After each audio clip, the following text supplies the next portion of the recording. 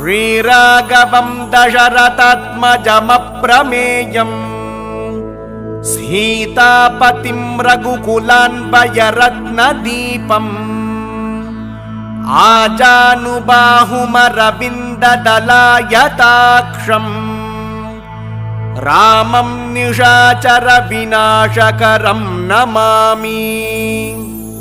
वैदेही सहितं सुरद्रुमतले हैमे महामण्डपे मध्ये पुष्पकमासने मणिमये वीरासने सुस्थितम् अग्रे वाचयति प्रभञ्जनसुते तत्त्वं मुनिभ्यः परम् व्याख्यान्तं भरतादिभिः परिवृतं रामं भजे श्यामलम्।